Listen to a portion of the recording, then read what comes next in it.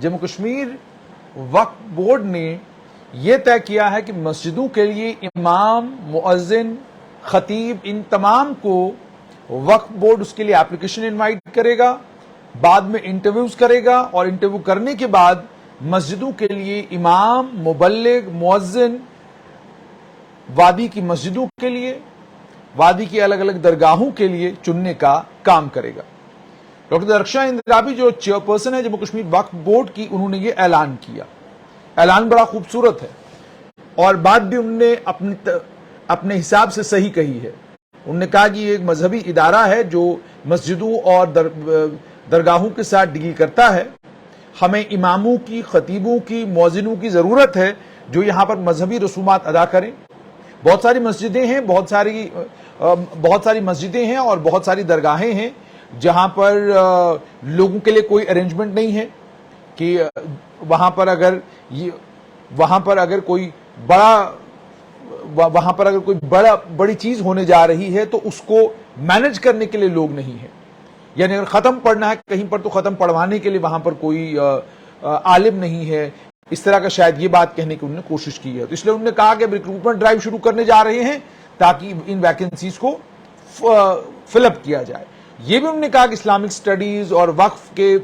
जानकार degree holders हमारे पास मौजूद हैं और वो चाहते हैं कि वो इस महकमे में आकर जो है मुअज्जिनों का, इमामों का, खतीबों का काम करें।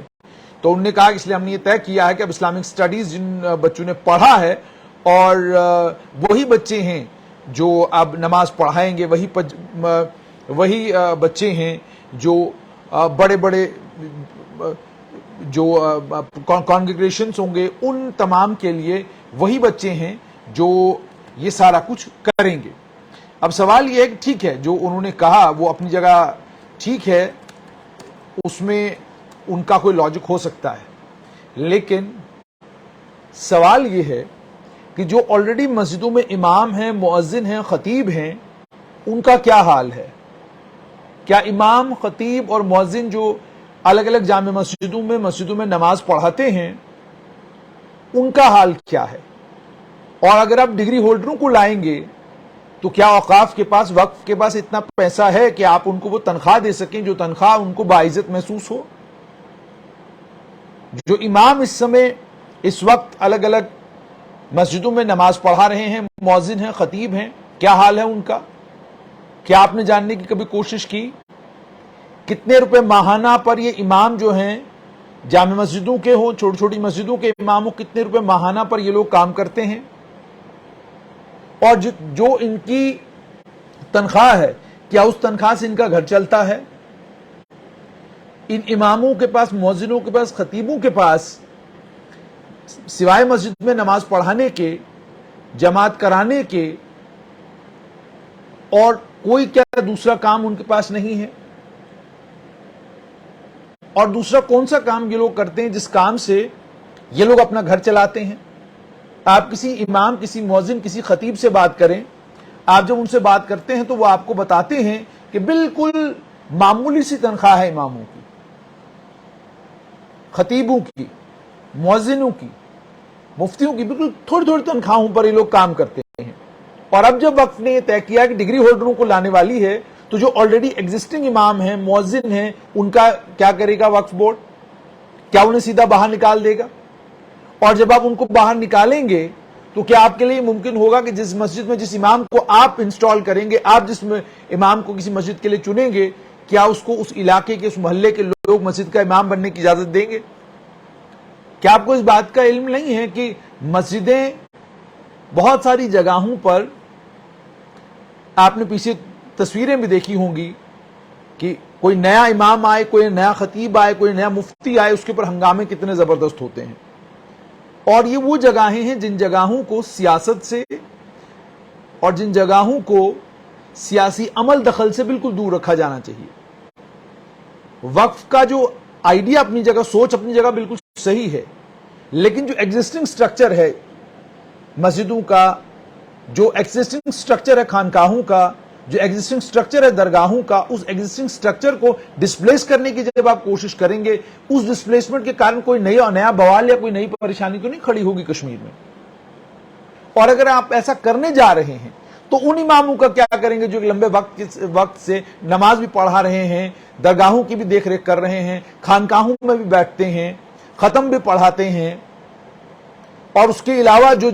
اجتماع ہوتے ہیں ان اجتماعوں میں وہ اجتماع بھی کرواتے ہیں، اور باقی جو مذہبی پروگرام ہونے ہوتے ہیں ان مذہبی پروگراموں کی بھی دیکھ ریکھ کرتے ہیں، سٹیج سجانے کا اور سٹیج سے لوگوں کو مذہبی بات بتانے کا اور صحیح بات بتانے کا کام بھی کر رہے ہیں، ان کا آپ کیا کریں گے؟ وقف بورڈ جب بھی یہ نیا کوئی چیز لاتا ہے کہ نئی کوئی چیز انٹروڈیوس کرتا ہے، اس کی جگہ بہتر یہ ہوتا کہ جو آلریڈی ایگزسٹنگ امام ہیں ان کی تنخواہیں آپ ٹھیک کرتے، جو آلریڈی ایگزسٹنگ سٹرکچر ہے اس سٹرکچر کے اندر کوئی بدلاؤ لاتے۔ ویسے تو میں اس بات کو مانتا ہی نہیں کہ امام ہو، خطیب ہو، مؤذن ہو، میں اس بات کا قائل ہوں کہ ان کو تنخواہوں پہ رکھنے کی کوئی ضرورت نہیں ہے، الٹا ان اماموں کو، خطیبوں کو، مؤذنوں کو دکانیں دے دی جائیں، وقف میں کوئی کاروبار دے دیا جائے، تاکہ یہ ایک طرف جہاں مسجد میں نماز پڑھیں، دوسری طرف ان کے اوپر کوئی یہ الزام نہ لگائے کہ جناب آپ سرکار کے تنخواہ دار ہیں اور تنخواہ دار ہو کر آپ نماز پڑھاتے ہیں۔ یہ الزام بھی اماموں کے اوپر لگتا ہے، خطیبوں کے اوپر لگتا ہے، مؤذنوں کے اوپر لگتا ہے۔ وقف کوئی ایسا راستہ نکالنا چاہیے جس میں کم سے کم یہ کوئی کاروبار کرے، ادارے ہیں وقف کے پاس اتنے، ان اداروں میں کوئی کام ان سے لیا جائے، جو کام لینے کے بعد ان کی ماہانہ جو تنخواہ مہینے کے آخر میں ان کو ملے، کم سے کم وہ اتنی تنخواہ ہو جس میں یہ خود کو محسوس کریں گے جی ہم جو کام کرتے ہیں اس کام کی جو اجرت یا اس کام کی جو تنخواہ ہم کو ملتی ہے وہ بڑی بہترین تنخواہ ہے۔ مگر انفارچونیٹلی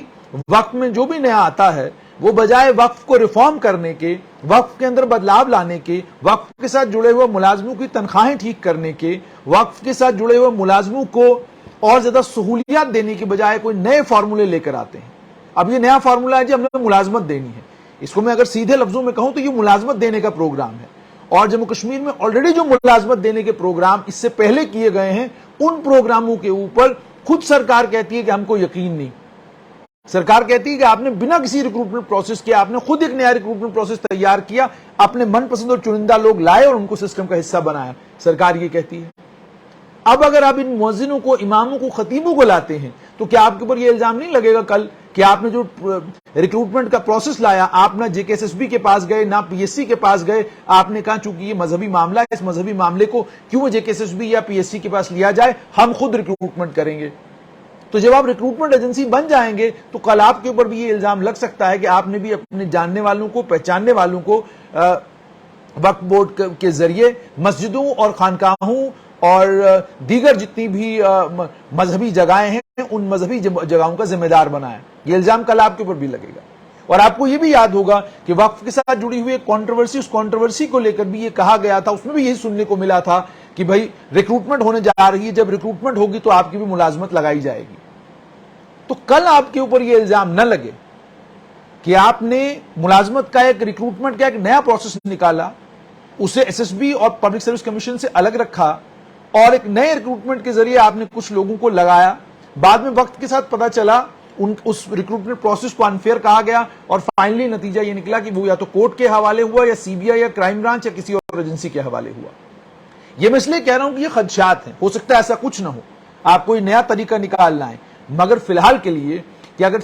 الگ الگ سیاسی جماعتوں کے لیڈران بھی یہی کہہ رہے ہیں کہ جو آپ ریکروٹمنٹ کرنے جا رہے ہیں اس کی کیا ضرورت ہے، جو لوگ آلریڈی ان مسجدوں میں امامت، خطابت، جو لوگ آلریڈی ان مسجدوں میں اذان دینے کا کام کر رہے ہیں، ان مسجدوں کی دیکھ ریکھ کر رہے ہیں، صاف صفائی کر رہے ہیں، سب کچھ کر رہے ہیں،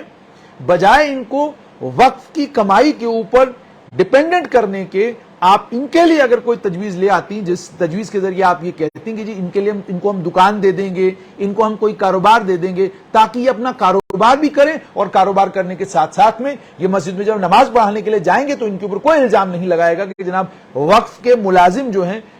وہ مسجدوں کے ممبروں کے پر قابض ہیں، یہ لوگ ان پر الزام لگاتے ہیں۔ اور اس کے بعد آپ نے پیچھے کنٹروورسی بھی دیکھی ہو، جس کنٹروورسی میں یہ کہا گیا کہ الگ الگ دھارمک استھانوں میں جو لوگ امپورٹنٹ پوزیشنز پر بیٹھے ہیں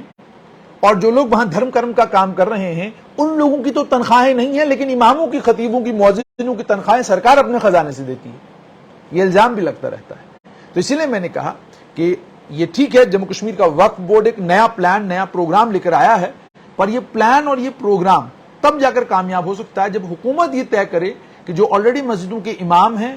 مؤذن ہیں، خطیب ہیں، درس دینے والے لوگ ہیں, واز کرنے والے لوگ ہیں, جن کو مان لیجئے وقف بورڈ کے ساتھ جو لوگ جڑے ہوئے ہیں, یا مان لیجئے وقف بورڈ جو ہے مہینے کے آخر میں اگر انہیں کچھ ماہانہ دیتا ہے, یا وقف بورڈ کو جو ٹھیک لگتا ہے تحفتاً کوئی چیز انہیں پیش کرتا ہے, وہ